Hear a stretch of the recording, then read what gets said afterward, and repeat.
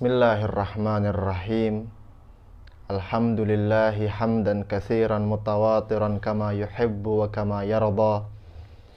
Bi'adadi khalqihi fis samawati wal ardi wa ma bainahuma, wassalatu wassalamu ala sayyidil anbiya'i wal mursalin wa ala alihi sadati khalqi ajma'in.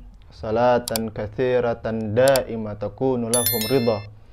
Wali haqqi Muhammad wa ali Muhammad adaan wa qada. Wal la'natud da'imatu ala a'daihim ajma'in minal an ila qiyami yaumiddin. Subhana man la ya'tadi ala ahli mamlakatih. Subhana man la ya'khudhu ahlal ardi bi alwanil adab.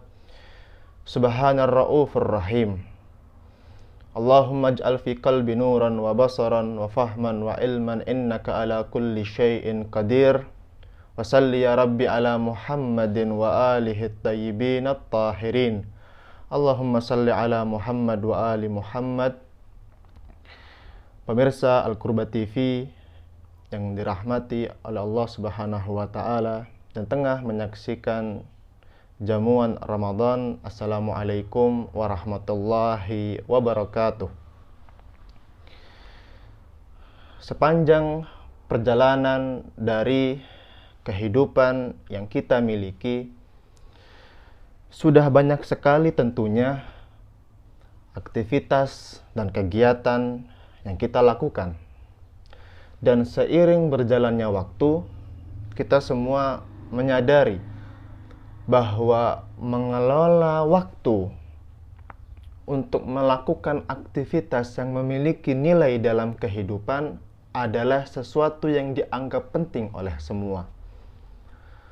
Dalam konteks fikih, setiap aktivitas mukallaf secara umum dibagi menjadi 3. Yang pertama, aktivitas-aktivitas yang memiliki nilai ibadah seperti sholat, puasa, zakat, haji, dan lain-lain. Yang kedua, aktivitas-aktivitas yang memiliki dampak buruk dan justru bertolak belakang dengan nilai ibadah, seperti berbohong, ghibah, riya, dan lain-lain. Ini yang kedua. Yang ketiga, aktivitas-aktivitas yang tidak memiliki dampak buruk, tidak pula memiliki nilai ibadah, seperti makan, minum, tidur, bernafas, dan lain-lain. Dan sebagaimana yang kita ketahui, aktivitas-aktivitas semacam ini apabila dilakukan tentunya tidak memiliki porsi pahala bagi setiap pelakunya. Naam, apabila kemudian aktivitas ini disinergikan dengan hal-hal yang memiliki nilai ibadah, maka lantas pelakunya itu berhak untuk mendapatkan apresiasi, untuk mendapatkan pahala. Seperti contoh, ketika seseorang hendak pergi tidur dan sebelumnya dia berwudu dan bersuci, maka kemudian berkat sinergi tersebut, tidur yang sebelumnya tidak memiliki nilai ibadah sekarang menjadi bernilai ibadah. Kata Rasul sallallahu alaihi wasallam, "Man bata ala tuhrin faka'annama ahyal lail." Barang siapa yang tidur dalam keadaan suci, maka seakan-akan ia telah menghidupkan malamnya dengan ibadah tentunya. Ini satu sisi. Di sisi lain, sebagaimana yang telah kita ketahui, setiap aktivitas yang memiliki nilai ibadah pasti kita meyakini memiliki porsi pahala tertentu bagi setiap pelakunya. Semakin banyak aktivitas ibadah itu dilakukan, maka semakin banyak porsi pahala yang ia akan dapatkan. Jika kita sudah mengetahui pola ini, maka kita katakan di bulan suci Ramadan salah satu bentuk daripada manifestasi rahmat dan juga berkat yang Allah suguhkan kepada tamu-tamunya adalah perubahan beberapa pola tersebut. Di mana? Yang pertama, Allah Subhanahu wa Ta'ala menjadikan beberapa aktivitas yang sebelumnya tidak memiliki nilai ibadah menjadi bernilai di bulan Ramadan. Wa anfasukum fihi tasbih wa naumukum fihi ibadah. Nafas-nafas kalian dihitung tasbih, tidur kalian dihitung ibadah, makan dan minum ketika iftar dan ketika sahur pun dinilai ibadah. Aktivitas-aktivitas mubah ini di selain bulan Ramadan tidak memiliki nilai ibadah, tetapi karena bentuk manifestasi rahmat Allah Subhanahu wa Ta'ala, aktivitas-aktivitas mubah ini sekarang bernilai ibadah di bulan Ramadan. Ini yang pertama. Yang kedua, Allah Subhanahu wa Ta'ala melipat gandakan kuantitas dan porsi pahala dari setiap aktivitas yang memang sebelumnya telah memiliki nilai ibadah. Dari porsi seharusnya di selain bulan suci Ramadan. Kata Rasul Shallallahu Alaihi Wasallam, barang siapa yang mengerjakan satu kewajiban di bulan Ramadan, maka dia berhak untuk mendapatkan apresiasi pahala dari orang yang mengerjakan 70 ibadah di selain bulan Ramadan. Di riwayat lain juga dikatakan, barang siapa yang membaca satu ayat dari Al-Quran di bulan suci Ramadan, maka dia berhak mendapatkan pahala orang yang menghatam Al-Quran di selain bulan suci Ramadan. Ini adalah salah satu bentuk manifestasi berkat. Berkat artinya apa? An-numu wa ziyadah, tambahan. Tambahan kuantitas porsi pahala dari setiap amal yang memang sebelumnya sudah memiliki nilai ibadah. Ini adalah bentuk manifestasi berkat yang Allah berikan kepada tamu-tamunya di bulan suci Ramadan. Dengan ini, dapat kita katakan bahwa hampir sebagian besar aktivitas yang kita lakukan di bulan Ramadan memiliki nilai ibadah, pertama. Dan yang kedua, porsi pahalanya Allah lipat gandakan.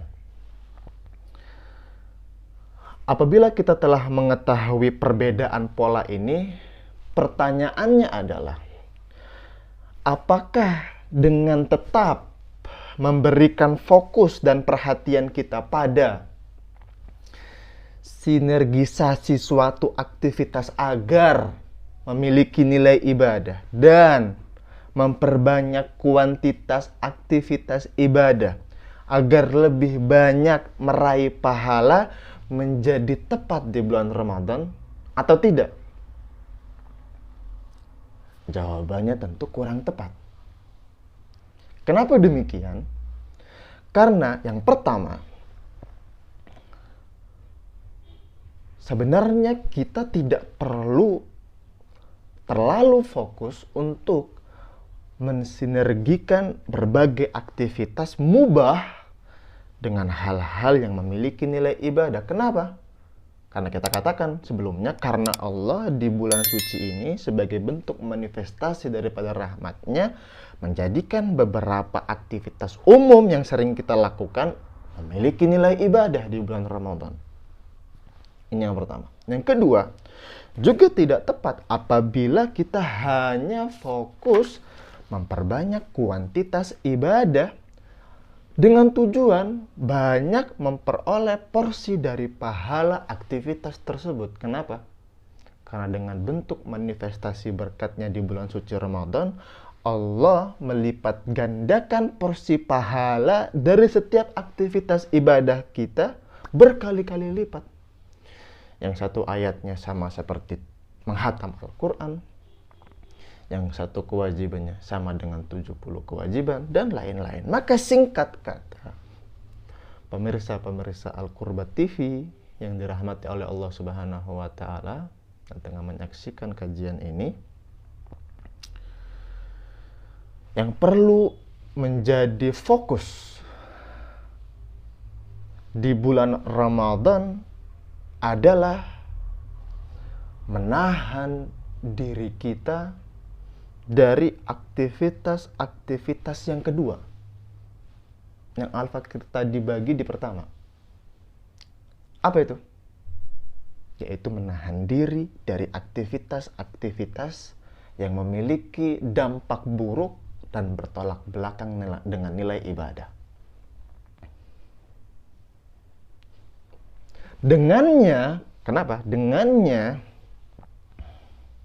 pertama, aktivitas-aktivitas yang sudah memiliki nilai ibadah yang kita lakukan di bulan Ramadan benar-benar berbuah, benar-benar berdampak pada diri kita. Kata Amirul Mukminin Ali bin Abi Thalib alaihi salam, ma'al wara yathmurul amal. Dengan wara, menahan diri dari hal-hal yang diharamkan oleh Allah Subhanahu wa taala, berbuahlah amal.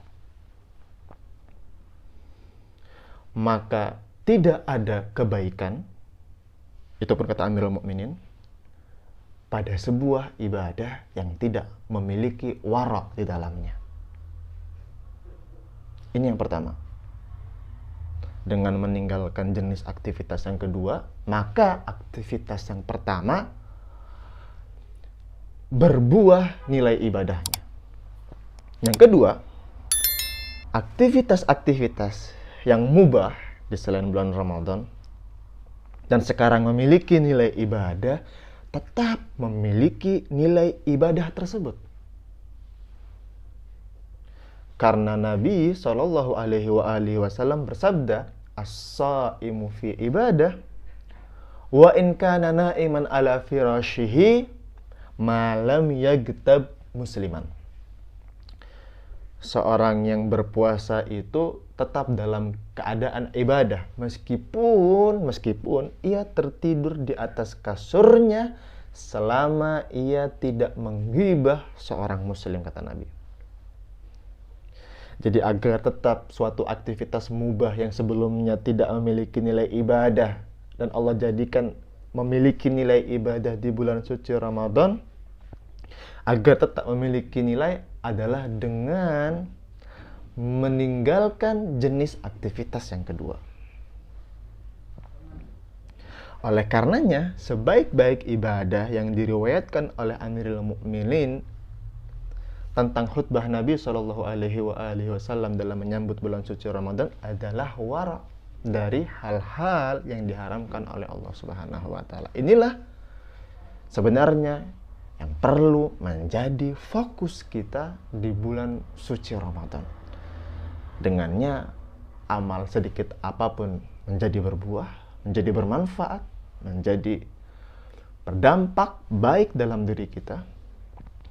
Dan dengannya pula aktivitas-aktivitas yang sebelumnya tidak memiliki nilai ibadah dan sekarang memiliki nilai ibadah, tetap memiliki nilai ibadah. Semoga Allah Subhanahu wa taala memberikan kita taufik dan kekuatan untuk semaksimal mungkin dengan usaha kita menjauhi segala hal-hal yang diharamkan olehnya,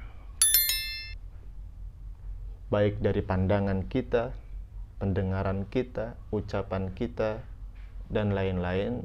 Dan dengannya semoga Allah Subhanahu wa taala merahmati kita dan memberkati kita di bulan suci Ramadan. Wassallallahu ala Muhammadin wa alihi thayyibin at-tahirin.